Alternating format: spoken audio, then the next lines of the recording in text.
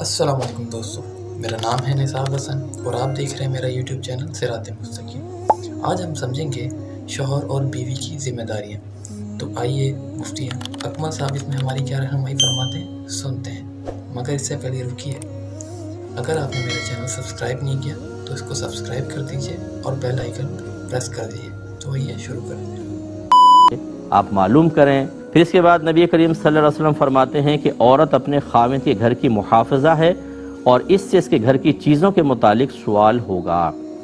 اب ہماری بہنیں بھی ذرا توجہ کریں کہ جن کو اگر شوہر اچھے مل گئے، ان کو بنگلہ مل گیا، گاڑی مل گئی، پیسے کی فراوانی ہے، اس کے بعد ان کو نہیں پتہ کہ میری اپنی ذمہ داری کیا ہے۔ شرعی ذمہ داری سمجھیں۔ بچہ جو ہے وہ سب سے پہلے ماں کی گود کو اپنی تربیت گاہ پاتا ہے۔ ماں جتنی پاکیزہ سوچ کی حامل ہوگی، پازیٹیو تھنکنگ کی حامل ہوگی، اس کی ایکٹیویٹیز جتنی اچھی صاف ستھری ہوں گی، بچے اتنے ویسے سیکھیں گے۔ چنانچہ اگر ایک عورت ہے وہ مطلب علم دین سے عاری ہے اور وہ اپنی کم علمی یا جہالت کی بنا پر خطائیں کر رہی ہے، گناہ کر رہی ہے، خلاف شرع کام کر رہی ہے، یا بد اخلاقیوں کی وجہ سے شوہر کی زندگی عذاب بنائی ہوئی ہے پورے گھر کی، اور بچے اس کو سیکھ رہے ہیں، تو یہ گناہ جاری ہے عورت کے لیے۔ لہذا عورت کی ذمہ داری کیا ہے؟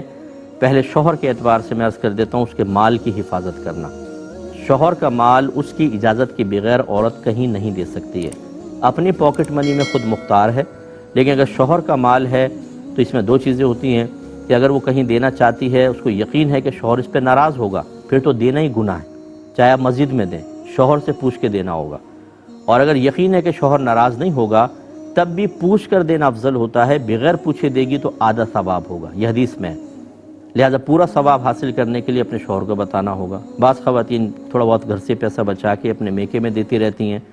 اپنے ماں باپ کی، بہن بھائیوں کی مدد کرنا کوئی بری چیز نہیں ہے، لیکن اس چوری کی طرح کے انداز سے کرنا اور شریعت کے اس تقاضے کو ملحوظ نہ رکھنا، یہ سمجھ لے شوہر کے مال میں امانت کے بجائے خیانت کا ارتکاب ہے، اور اس پر بھی بہنوں کی گرفت ہوگی۔ دوسری عورت کی ذمہ داری ہے اپنی عصمت اور عزت کی حفاظت کرنا۔ جب ایک عورت کی شادی ہو جاتی ہے تو اس کا ہنسنا، اس کا مسکرانا، اس کا میک اپ، اس کا لباس، اس کا ہیئر اسٹائل، اس کی لپسٹک، اس کی نیل پالش صرف اپنے ہسبینڈ کے لیے ہونی چاہیے۔ اگر ذرا بھی غیر مردوں کے لیے کیا اس نے، غیر مرد سے مراد کو اجنبی نہیں، آپ کے کزنز جو ہیں، میل کزنز، یہ بھی آپ کے لیے نامحرم ہے۔ آپ کا خالو آپ کے لیے نامحرم ہے، ٹھیک ہے نا؟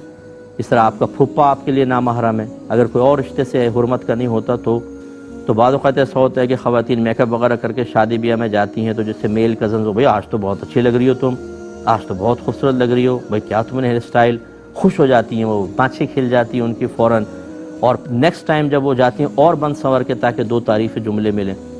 اس میں کبھی شوہر کی بے ذوقی کا بھی بڑا دخل ہوتا ہے، اس کا انکار نہیں ہوتا کہ وہ اپنی بیوی کی تعریف کرنے کے لیے تیار نہیں ہوتا۔ اگر بیوی بن سنور کے تھوڑا سامنے آئے کہ شوہر دو جملے بولے اور آنے لگے، ارے ہٹو بھئی نیوز دیکھنے تو ذرا، شوہر نے تعریف نہیں کی، لیکن جب وہ شادی میں گئی تو کزن نے بڑی تعریف کی۔ عورت تعریف کی اکثر بھوکی ہوتی ہے، اس طرف مائل ہو جاتی ہے۔ شوہر نے کھانے کی تعریف نہیں کی، مہمان انگلیاں چاٹ رہے ہیں، بھابھی کیا کھانا بنایا ہے آپ نے، بھابھی کیا کھانا بنا، بھابھی چوڑی ہو رہی ہیں، خوش ہو رہی ہیں، اور پھر وہ ان کے لیے خاص غیر مردوں کے لیے نیت سے کھانا بنا رہی ہے کہ دو تعریفی جملے آئیں۔ اچھا، کھانا بنانا غیر مرد کے لیے کوئی حرام نہیں کہہ رہا ہوں، مطلب کہنے کہ توجہ شوہر کے بجائے غیر کی طرف جانا، اس میں بعض وقت شوہر کا بھی دخل ہوتا ہے۔ اس لیے میری بہنیں برا نہیں مانیں، اگر آپ نے تیاری اپنے لیے کی ہے یا اپنے ہسبینڈ کے لیے، ٹھیک ہے۔ اب اگر آپ شادی بیاہ میں گئی، کسی نے کوئی تعریفی جملے کہہ دیے اور دل میں خوشی بھی محسوس ہوئی، اس میں آپ کی گرفت نہیں، کیونکہ آپ کا قصد و ارادہ یہ نہیں تھا۔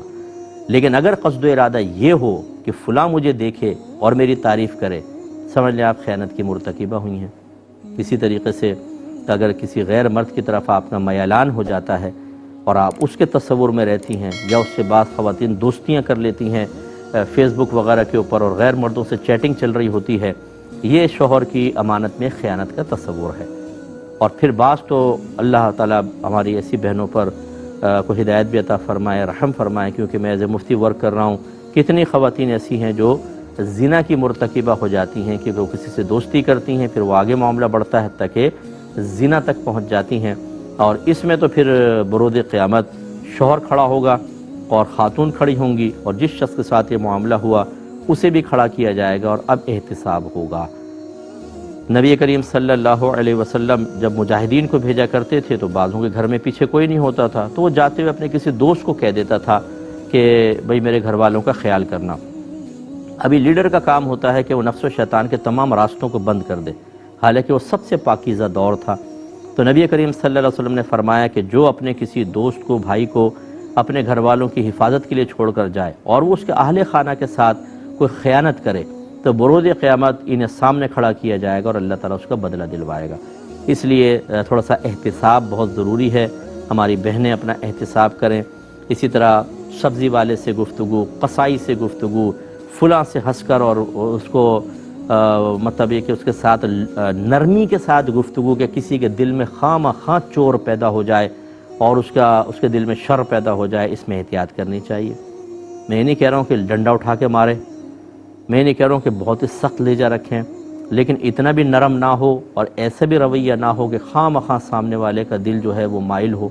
مرد حضرات کا ویسے دل بڑا کمزور سا ہوتا ہے، کوئی عورت اگر دیکھ کے بھی چلی جائے وہ کہتا ہے شاید میرے کو کمال ہے کہ متاثر ہو گئی، دیکھ کے گئی ہے مجھے۔ عجیب ہی مطلب یہ کہ فوراً خوش فہم مبتلا ہو جاتے ہیں۔ ایسے ہماری بعض بہنیں جاب کرتی ہیں مختلف جگہ، اگر آپ کی شرعی مجبوری ہے جاب کرنا تو آپ کو شریعت منع نہیں کرتی، لیکن اب جاب جہاں پر آپ کر رہی ہیں وہاں پر اگر غیر مردوں کے ساتھ ہنسی مذاق ٹھٹا اور مطلب یہ کہ دیگر معاملات، اس کی کس نے اجازت دی تھی؟ یہ اگر ایسا معاملہ ہوا یہ بھی ایک خیانت کے پہلو اس میں بنتا ہے۔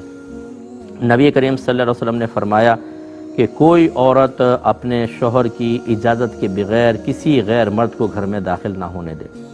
اجازت کب ہوگی کہ جیسے کوئی کزن وغیرہ ہیں، دیگر ہیں، مہمان آ رہے ہیں تو شوہر نے کہا بھی ٹھیک ہے آنے دو، الگ بات ہے، وہ پردے میں رہ کے بٹھائے، ورنہ سرکار نے منع فرمایا۔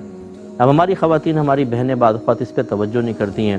کالج، خصوصاً جو جدید دور کی بچیاں ہیں، کالج لائف میں ہوتی ہیں، سہیلیاں ہوتی ہیں، پھر وہ آپس میں ملنا، شوہر کے ساتھ آ گئی ہے اور کزن سے ہنسی مذاق ٹھٹا ہوتا ہے، اور اس میں بعض اوقات پھر وہ اگر شوہر شریعت کو ملحوظ رکھ کر منع کرنے لگے تو اس کو تنگ نظر کہا جاتا ہے، اس کو دقیانوسی کہا جاتا ہے۔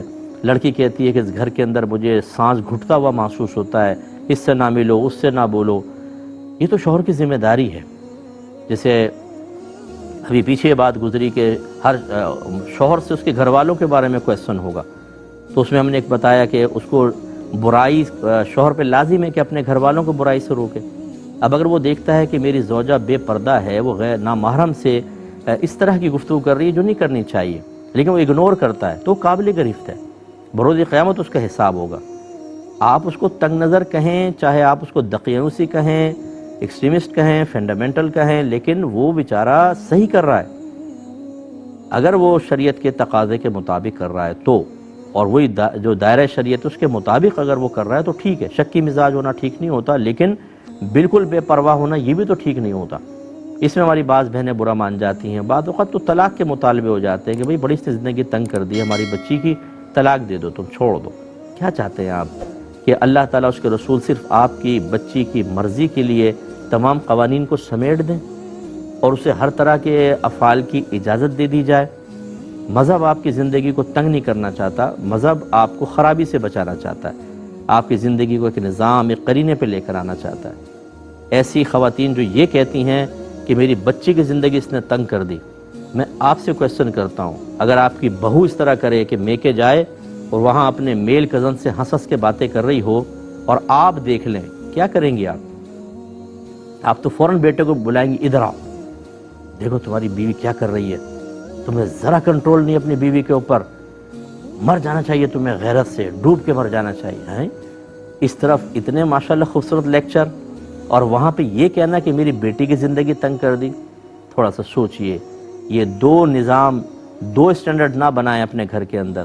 جو اپنی بیٹی کے لیے آپ چاہتے ہیں وہی بہو کے لیے، اور جو بہو کے لیے نہیں چاہتے وہ بیٹی کے لیے بھی نہ چاہیں نا، یہ ہمارے یہاں غلط ہو رہا ہے۔ تو خواتین کو، ہماری بہنوں کو چاہیے ہم سے بھی ناراض نہ ہوں، اور ہوں تو بہرحال میرا کیا مسئلہ ہے، ہمیں کیا پرواہ، ہمیں تو بتانا ہے شرعی احکام۔ تو اس لیے ہماری بہنیں اپنے آپ کو ریزرو کریں اور محتاط چلیں، یہی آپ کے حق میں بہتر ہے۔ ایک تو یہ شوہر کا معاملہ ہوا، دوسرا اچھا مال اور شوہر، تیسرا جو ہے وہ اولاد کے سلسلے میں ہر عورت پہ ذمہ داری ہے کہ وہ اپنے بچوں کو کہ اولین تربیت وہ کرے، کیونکہ ماں ابتدا میں بچے ماں سے کلوز ہوتے ہیں، اسی لیے ہمارا مذہب اسلام یہ کہتا ہے کہ اگر میاں بیوی میں سپریشن ہو جاتی ہے تو بچہ 7 سال تک اپنی ماں کے پاس رہے گا، یعنی 8ویں سال میں جب داخل ہوگا تو باپ کے پاس جائے گا، اور لڑکی 9 سال تک ماں کے پاس رہے گی، کیونکہ اولین جو تربیت کی ذمہ داری ہے وہ ماں کو دی ہے۔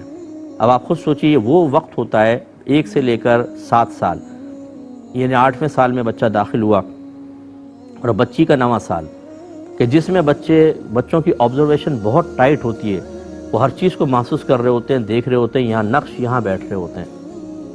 اس لیے ماں کے حوالے کیا گیا کہ ماں تربیت کرے اور بچوں کو بہت اچھا بنائے۔